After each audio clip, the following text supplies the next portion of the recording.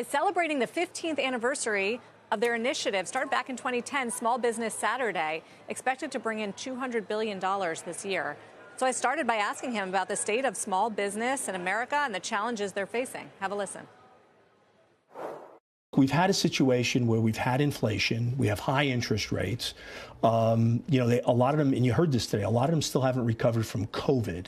And so I think small businesses are on the upswing. And I think that's why I think it's really important to support your local small businesses. And, we just did a survey of small businesses, and, 95% of them are feeling more positive, and they believe that the sales year over year will be more positive. But if you think about the places we went to today, went to the local, butcher, we went to a couple of restaurants, they really count on this period between Thanksgiving and New Year's to sort of make their year. You heard more than one of them say, this puts me in the black for the year. So I think they have struggled. They've talked about, high labor costs and so forth, but I think they are coming back, but it's been a much slower climb back than I think any of us would have hoped for. I mean, it's been a big priority for you and your business. Obviously, you've done well with the small business loans, but what about spending, which has seen a recent deceleration? What does it take to get that back? Yeah, so there's two things with small businesses. There's the merchant side of small businesses where consumers come in and spend, and that's going pretty well.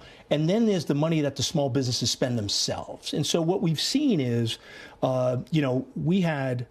we talk a lot about same-store sales. We talk about organic sales. And, pre-COVID, small businesses organically grew about 3% a year. And then a year or two after COVID, it was a 20% growth and 23% growth as people were looking to worry about supply chain issues. They were worried about could they have inventory and so forth.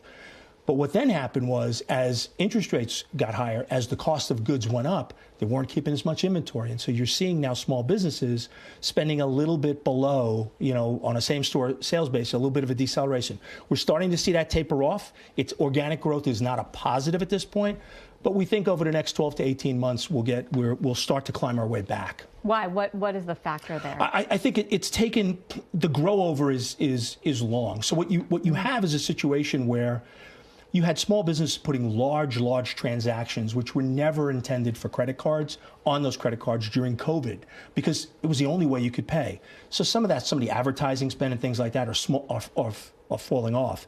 And I think they're getting more comfortable with their inventory levels as they start to think about, what their sales are going to be for the next 12 to 18 months. So that's what I think. I think we're just going to get back to a reset, and maybe it won't be back to 3% organic growth, but it will not be negative. What about card members overall, American consumers? How do you describe how the health is right now? Yeah, it's been stable, right? It's been stable for the last, 4 quarters for us. When we look at our overall card spending on a global basis, it's about 6%. Our U.S. consumer card spending is about 6%. If it was strong, that U.S. consumer card spending would probably be 8 or 9%. But, 6% is not a bad level to have in an economy that I wouldn't say is exploding at this point, right? And so, we're optimistic about the future. And, the nice part about our card members is that, they're high spending, high credit worthy, high income, and they do have a lot of discretionary spending. And so they're continuing that, but they're a little more cautious than they've been, the same cautiousness that they've been sort of for the last 4 quarters. I was just going to ask next how you characterize the state of the economy right now. You said it's not necessarily gangbusters, but not bad. No, it's not bad. And I think, we talked about this, when we did this sort of interview 3 years ago, everybody was waiting for the thing to completely crash, right? And, we've been all planning for the recession. It never happened. I just don't think you had that real boon. You had that boon come in from a travel perspective. You had that revenge travel come in right after the COVID, lockdown ended.